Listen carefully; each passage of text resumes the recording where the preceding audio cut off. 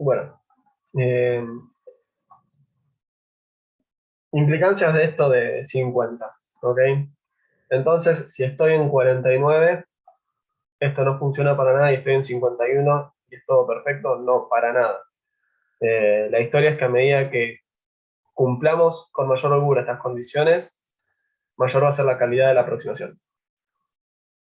¿Ok? El n sobre n es menor o igual a 0,1, 0,1, ¿no? Sí.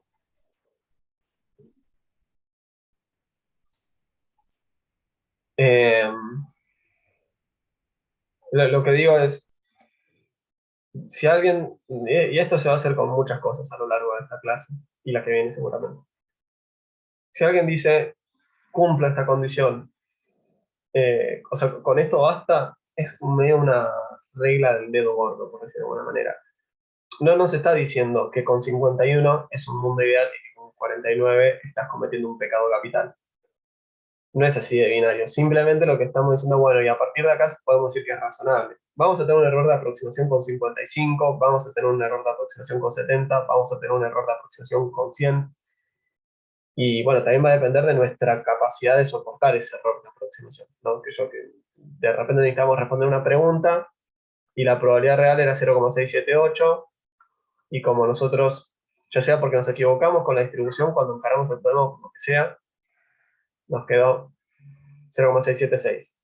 Y ese pilín de probabilidad que estamos respondiendo erróneamente, ¿cambia las conclusiones? Bueno, es muy probable que no. Eh, pero ahora, si n es muy chiquito, ese error de aproximación va a ser más grande, va a ser más de 0. Que yo capaz que la probabilidad pasa a darme 0,686. Y ese 2% de probabilidad ya empieza a molestarme un poco, porque ya no es lo mismo, ¿no? Y si lo hago con una calidad de aproximación muy baja, o sea, con un n muy chiquito, por ejemplo, y capaz que me cambia rotundamente la probabilidad. Entonces, a eso vamos, ¿no? Cuando necesitamos responder preguntas, necesitamos cumplir estas condiciones con la mayor holgura posible. Cuando ponemos esto de acá es porque si alguien dice infinito, medio que suena a que jamás en la vida vamos a poder aplicar esto, ¿no? Entonces, a partir de determinado valor, podemos decir que es más o menos razonable, ¿sí? Eh, entonces, decimos que la hipergeométrica, ¿con qué parámetros? N, R y N se va a parecer a una binomial con parámetros N y probabilidad R sobre N, ¿no? O sea, N era la cantidad de muestras que íbamos a tomar de la hipergeométrica, no de esa población. Entonces, la cantidad de ensayos, esto se parece a una binomial con esa cantidad de ensayos mismos. Y de esa hipergeométrica íbamos a tomar, o sea, esa población que tenía metido adentro, una cierta cantidad de éxitos de un tamaño poblacional determinado. Entonces decimos, bueno, ¿y la probabilidad de éxito cuál es? La cantidad de éxitos sobre la cantidad de casos totales. Entonces decimos que estas dos cosas se parecen. No, y digo, y cómo asimilamos los parámetros es totalmente razonable.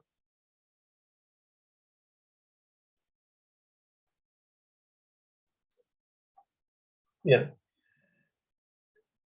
Entonces, para hacer un ejemplo probado de curso de Rodrigo, supongamos que tenemos una variable aleatoria que cumple con estas condiciones, ¿no? Las condiciones eran que n tuviera que tender a infinito y que la proporción que estábamos sacando de esta población fuera menor que el 10% de esa población. Que también es una regla del dedo gordo, ¿no? O sea, no es que si lo que sacaste es el 11% está todo pésimo y si sacaste el 9% es ideal. De vuelta, son grises. Entonces, ¿qué es lo que nos está diciendo el enunciado? Bueno, tenemos 10 éxitos de 70 unidades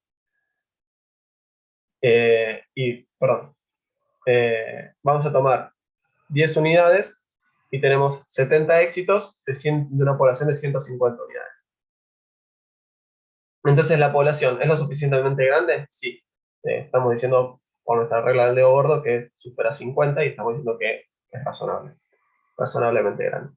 Y estoy extrayendo una proporción muy importante. Bueno, estoy extrayendo 10 unidades de 150, ¿no? Eso supongo que ser algo así como 0,08, está por abajo de 0,10. Y en definitiva, también nos está diciendo, bueno, también estás cumpliendo esta regla, ¿no? O sea, es razonable. Entonces calculemos la probabilidad de obtener 3 éxitos en esa muestra, ¿no? Entonces, con la verdadera distribución, ¿qué es lo que tendríamos que hacer? Tendríamos que usar una hipergeométrica. ¿Y eso cómo lo hacíamos? Buscábamos. O sea, esto es la función de probabilidad de la hipergeométrica, ¿no? Miramos primero, ¿cuántas combinaciones posibles hay de tomar esa cantidad de éxitos, de esos total de éxitos? Las combinaciones posibles de obtener esa cantidad de fracasos, de ese total de casos posibles fracasos. Y después, las distintas combinaciones posibles de tomar nuestra muestra en total. Eh, Esto de acá es simplemente utilizar la fórmula que ya vimos. Y esta probabilidad que es igual a 0,1486, ¿no? Si redondeamos es igual a 0,149. Ahora, dijimos que esto lo podemos aproximar, ¿no? ¿Y cómo es? Bueno, lo podemos aproximar a una binomial con la misma cantidad de ensayos, ¿no? 10 extracciones, así que una binomial de 10 ensayos. Con probabilidad de éxito, ¿cuál? Cantidad de casos exitosos sobre casos posibles. O sea, 70 sobre 150. Y eso es lo que está hecho acá abajo. Buscamos la probabilidad no usando la distribución real, sino usando la aproximación. Y nos vamos a dar cuenta que nos da parecido. ¿Cómo era para buscar una probabilidad con la binomial? Hacemos el coeficiente binomial de la cantidad de éxitos en esa cantidad de extracciones, de ensayos, la probabilidad de éxito elevado a la cantidad de éxitos que quiero, la probabilidad de fracaso elevado a la cantidad de fracasos que quiero. Y la probabilidad nos dio 0,1496, ¿no? O sea, tenemos un error, ¿no? Nuestra probabilidad, cuando la aproximamos, nos da 0,01 arriba de la primera, arriba de la real, ¿no? O sea, es una aproximación que tiene un error de 1%. Claro, capaz que en realidad tiene más sentido pensarlo como, o sea, digo, capaz que en realidad esto de a mí me preocupa mucho. Entonces, dependiendo del caso, digo, a veces la respuesta de una probabilidad es, eso, la probabilidad de que suceda un evento que es medio redundante o que de última, si cometes un error no es tan grave. Si acá estuviéramos jugando con la vida de personas, ¿no? Por ejemplo, si tuviera que ver con aplicaciones medicinales, de repente los errores son muy preocupantes.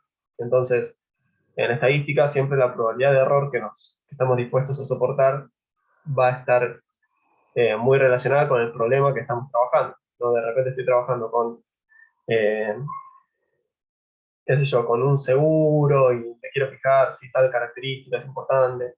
Y bueno, y tengo un determinado error en la aproximación de eso, y bueno, qué sé yo, no va a matar a nadie que le cobre un poquito más de prima a una persona o un poquito menos a otra. Eh, pero no sé, si de repente tiene que ver con los efectos secundarios de un medicamento, y bueno, es bastante preocupante, ¿no? Segunda aproximación que vamos a ver, perdón, igual con el corazón de lo que vimos hasta acá, ¿alguna duda? Yo sé, perdón, ¿por Es qué que, hacías la hipergeométrica y después la binomial y después con la binomial que viste que daba un poco distinto lo tomabas como error? No entiendo la gracia de hacer eso. claro, porque o sea, Entiendo lo que hiciste, pero no el para qué. claro, yo lo que estaba diciendo es, sabemos que hay, que una hipergeométrica es aproximadamente binomial en determinado contexto, ¿no? Entonces digo, bueno, a ver, fijémonos, esto es real. Bueno, voy a buscar la probabilidad con la hipergeométrica, voy a buscar la probabilidad con la binomial, a la cual supuestamente se parece, y nos damos cuenta de que si yo usaba la real, me daba esto, si yo usaba la aproximada, me daba esto. Claro, la real es esta. Entonces, si yo usé la aproximación, tuvo un error. Pequeño, pero tuvo un error.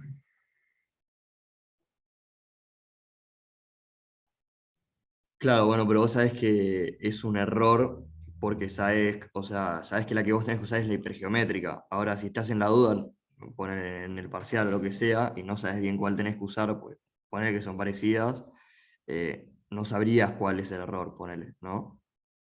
Sí, te entiendo. En los parciales, creería que siempre se va a entender en forma clara o van a tener siempre las herramientas para entender cuál es la distribución que corresponde. Si yo tuviera un problema en un enunciado tal que tal que no es claro, o no sé, ponerle omití algún dato, y ustedes desarrollan apropiadamente y justifican apropiadamente por qué utilizaron lo que utilizaron, el punto yo lo doy por correcto. ¿Está bien? Claro, bueno, genial. Gracias. Lo que yo no entiendo es por qué en la realidad, o sea, aproximarías, o sea, como vos decís, si es de medicina que es de suma importancia, ¿por qué aproximarías sabiendo que hay error? O sea, directamente haces exacto lo que, ¿cuál es el, por Sí, qué aproximarías si vas a tener un error? O sea, preferible hacerlo seguro si es de suma importancia. acá en la materia medio que no hay una justificación. O sea, a nuestros fines, nuestros cálculos no son demasiado complejos. Eh, entonces, el argumento de la simplificación en algunos casos capaz que no vale tanto. O sea, a veces utilizar una aproximación nos puede simplificar un trabajo y a veces hasta puede determinar que conozcamos la distribución de algo. A los fines de la materia eso no tiene demasiada trascendencia. Sí me interesa mucho que se lleven acá es esta noción de a medida que vamos cumpliendo algo, esto se va pareciendo a otra cosa. Eh, o sea, converge. Es un concepto asintótico, es de convergencia. A medida que esas características que le estamos pidiendo se cumplan con mayor holgura, en otras palabras, necesito que este n, o sea, si hago el límite de n tendiendo a infinito, que tanto n chiquita no crezca en la misma medida, van a ser totalmente equivalentes. Pero eso en el límite. Entonces, como nunca estamos parados en el límite, estamos en una aproximación. Y eventualmente va a haber una aproximación que o sea, nos abre el potencial de trabajo a un espectro de posibilidades inconmensurables, que va a ser el teorema que terminemos dando la clase que viene seguramente. ¿Está bien? Bien. Entonces, también podemos aproximar una binomial a una Poisson. O sea, básicamente, ¿a qué Poisson se va a parecer una binomial? Bueno, a una Poisson que tiene lambda, que acuérdense que lambda era la media de una Poisson, idéntica a la media de la binomial, o sea, a n por p. ¿En qué contexto? eh, ¿En qué contexto vale esto? Bueno, en tanto n diverja y p cumple este criterio.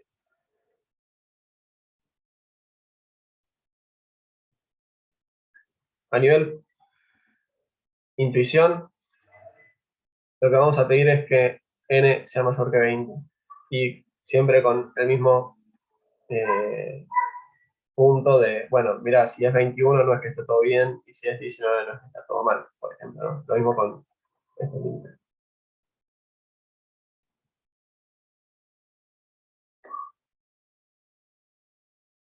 Entonces, esta es la segunda aproximación que estamos considerando. Y de vuelta, analicemos si realmente dos probabilidades se parecen, ¿no? Agarremos una binomial que cumple esa restricción y fijémonos si efectivamente verificamos que las probabilidades son similares. Entonces, primero, el n es tan grande como queríamos. Bueno, sí, es tan grande como queríamos.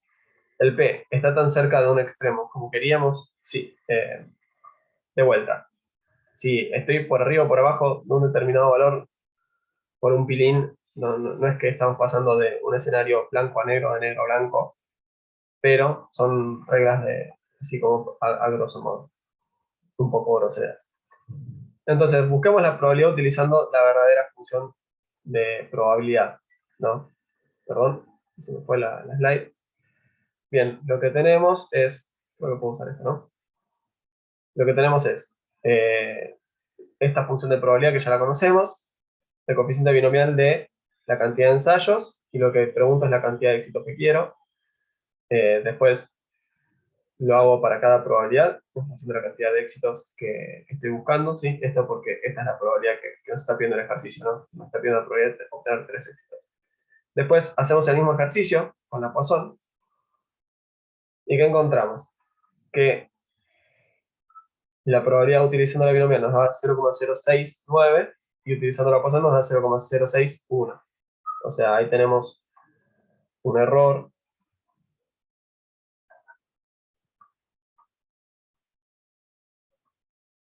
de 0,008 unidades, aproximadamente, ¿no?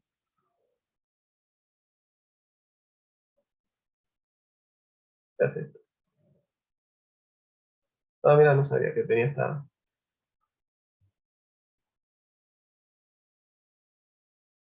Bueno, estoy descubriendo que Zoom tenía más herramientas. No, probablemente las aprovechemos en lo que queda del curso.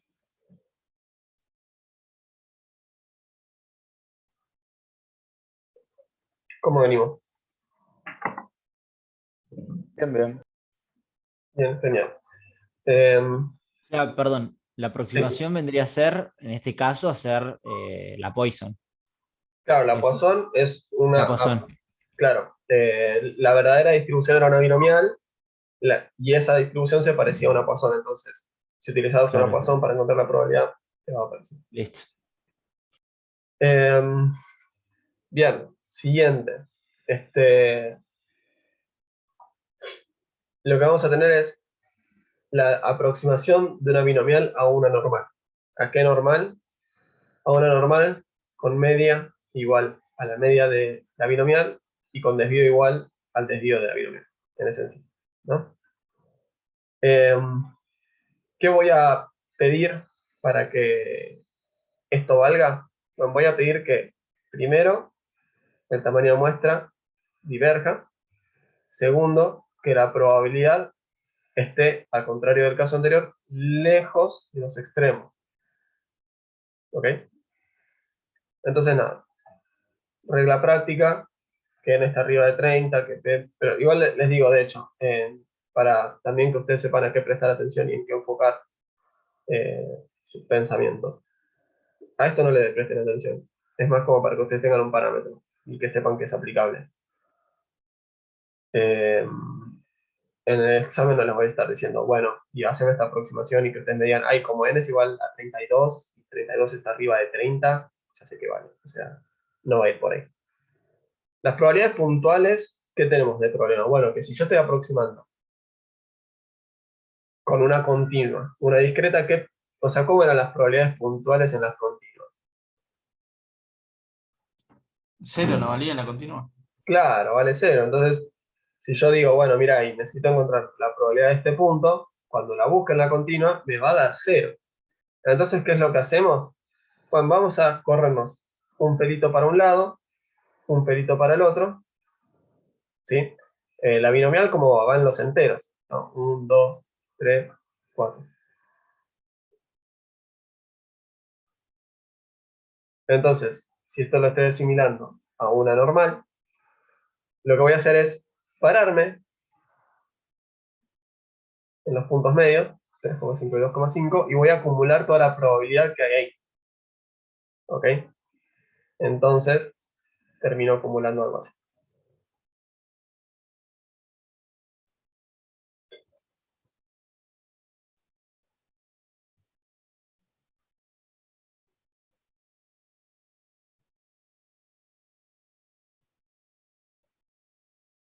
Me corro un costadito para un lado, un poquito para el otro. ¿Sí? Por ejemplo, acá la función de distribución, esto es todo lo que acumulamos a izquierda. ¿Qué tendría que hacer? Bueno, tendría que acumular toda a izquierda hasta ese punto, que me interesaba a mí, más un pelito, más ese 0,5. ¿Sí? Para poder agarrar todo eso. Entonces, hacemos la integral hasta este punto. Función de probabilidad de la normal acumulada, función de densidad de la normal acumulada. Entonces, esto también lo podemos hacer para un valor puntual, ¿no? O sea, acá la noción de lo que decía yo hace un rato, sumo y resto 0,5 para un caso puntual, y también, o sea, si estoy haciendo la distribución o acumulada de un lado o del otro, acumularé o sea, me correré para el lado que corresponde a ese 0,5. Entonces, de vuelta, verificamos si esto efectivamente se parece o no se parece. Bueno, hagamos una binomial donde el n sea lo suficientemente grande y, perdón, a ver, ¿está? Donde el n sea lo suficientemente grande, ¿está? Donde el n sea lo suficientemente grande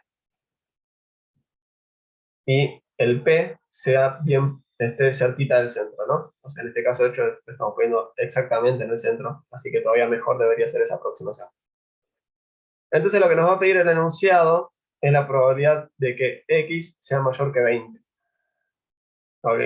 Y claramente la probabilidad de que x sea mayor que 20 en una... Acá acabo de encontrar, tengo un error de tipeo. Lo voy a poner en negro para que se vea bien. Negro.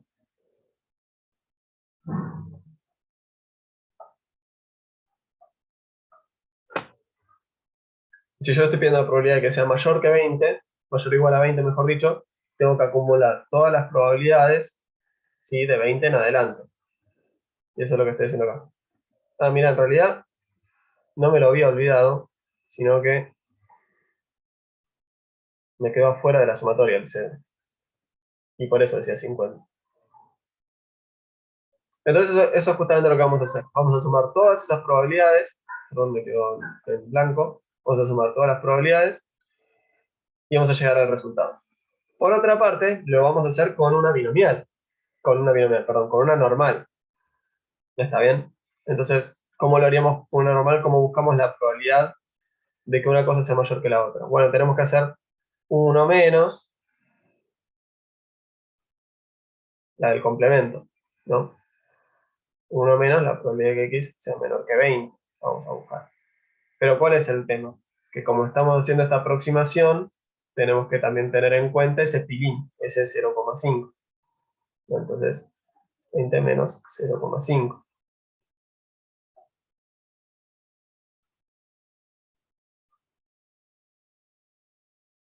Acá en la resolución está hecha la integral como si la fuéramos a hacer, pero directamente ya sabemos que lo podemos hacer así, directamente nos fijamos la función de distribución evaluada en este punto. Y esa probabilidad, ¿cuánto nos da? Nos da 0,9401. Entonces ahí el error de aproximación. 2, 3. Y vemos que en este caso es bastante pequeño el error de aproximación. De vuelta, si tengo la posibilidad de calcular algo de forma exacta y eso no me genera ningún problema, voy a ir por la forma exacta, por lo más preciso. No Si entiendo aún, cómo decidís si sumás o restás 0,5. ¿cómo decido si sumo o resto 0,5? Bueno, vamos a hacer los tres casos. Son las tres rectas y vamos a aplicar. Ponele que alguien me pide una probabilidad puntual. Yo lo que voy a hacer es sumar y restar. No poner que me pedían la de 5, voy a hacer la integral entonces entre 5. Vamos a hacerlo entre 6 para que no se me confundan los números. Ok, que quede bien claro en la pizarra. Voy a hacer 6 menos 0,5, 6 más 0,5. ¿Sí? De la función de densidad, bla, bla, bla. ¿Está bien? Entonces me agarro todo el entorno alrededor de 6. Si alguien me pedía la probabilidad de que sea menor, yo lo que quiero hacer es acumular a izquierda. Pero claro, ¿qué tengo que hacer? Tengo que acumular el pilín adicional, ¿no? Entonces ahí la integral la voy a hacer desde menos infinito hasta 6 más 0,5. Y si alguien me dijera, al revés, ¿no?, que quiero acumular a derecha, bueno, también tendríamos que agarrar ese pilín a izquierda. Entonces ahí la integral la vamos a hacer desde 6 menos 0,5 hasta más infinito. Siempre el límite, o sea, básicamente si el valor está en la parte de abajo, se lo tenemos que restar, si el valor está en la parte de arriba, se lo tenemos que sumar. Ah, ok, listo.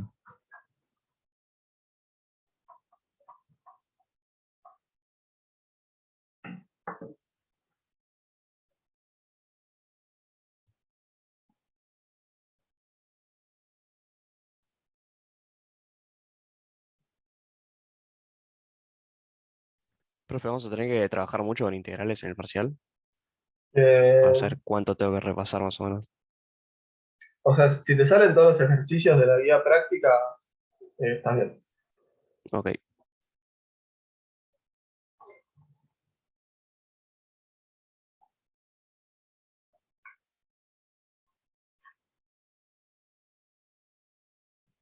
Entonces, bueno, a ver, ¿cuál es la clave de un poco de todo esto que estuvimos viendo hasta acá? Estamos viendo aproximaciones, ¿no? Y de hecho hasta vemos que hay aproximaciones de discretas o continuas. Entonces, ciertos contextos ideales, de hecho hasta a fines prácticos puede ser equivalente ir por un lado o por el otro. En algunos casos no va a ser claro cómo es la distribución de una variable aleatoria, de hecho.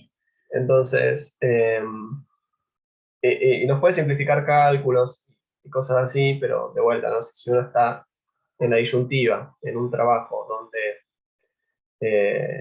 no le genera un costo computacional ni nada hacer las cosas de forma exacta, lo más apropiado es que lo haga de la forma exacta. Aunque bueno, de vuelta, los errores se van achicando y a medida que cumplimos con mayor holgura esas restricciones, eh, el error de aproximación converge a cero. Entonces, ¿qué es lo que o sea, esto de calcular y comparar las probabilidades, no sé ni siquiera si hay ejercicios en la guía al respecto, pero me interesa mucho más esto, o sea, que tengan esta noción de cómo, o sea, de empezar a pensar en términos asintóticos, ¿ok? Eso.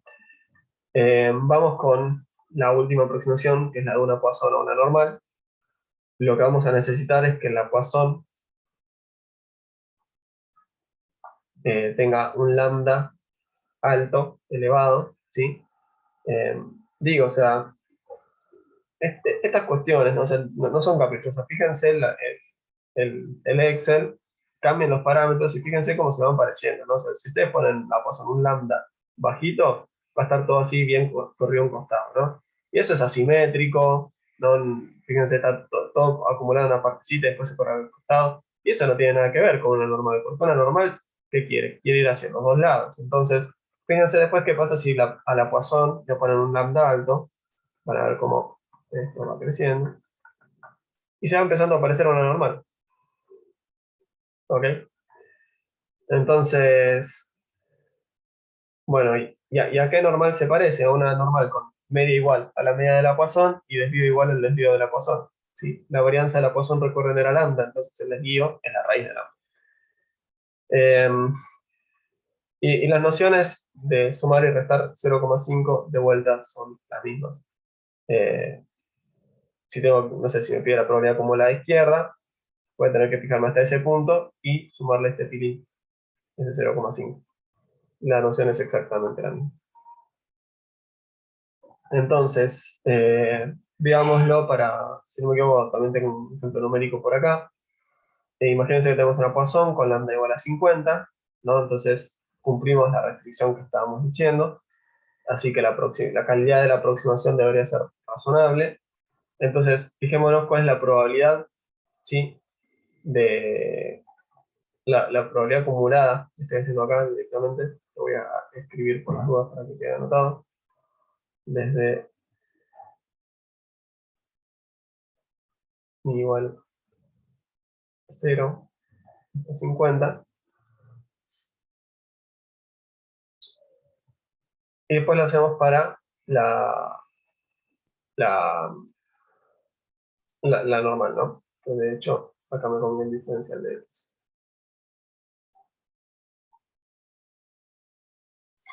Y lo que vemos es que si lo hacía con la original, la probabilidad me da 0,537 y con la otra me daba 0,528. O sea, tengo un error de 0,009 unidades.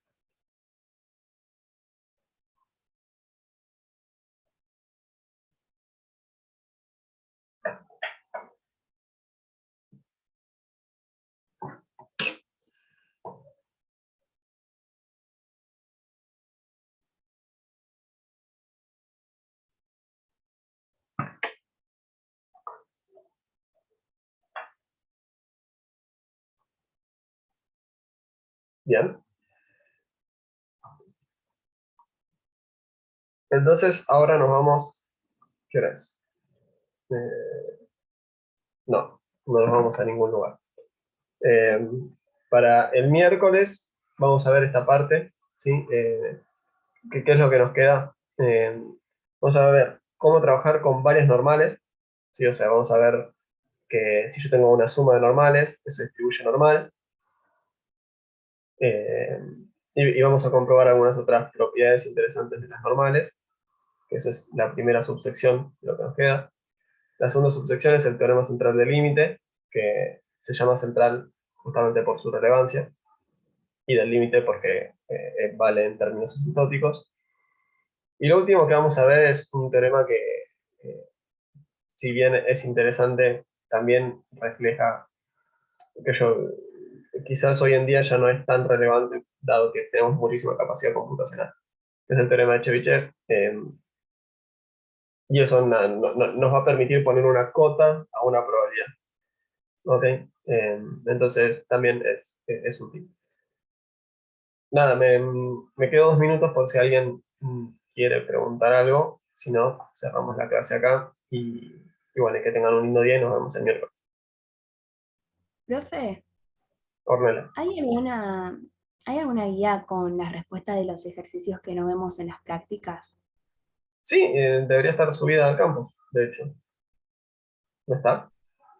No está. Y yo le pregunté a una ayudante y me contestó que le van a subir, pero no subieron más.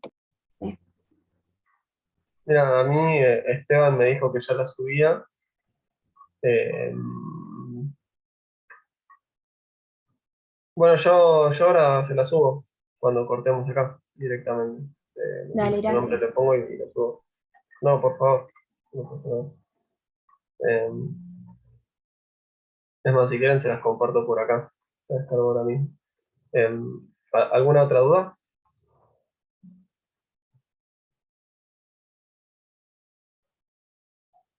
Ok. Bueno, entonces. Perdón, creo que alguien iba a decir algo. No tengo ninguna duda.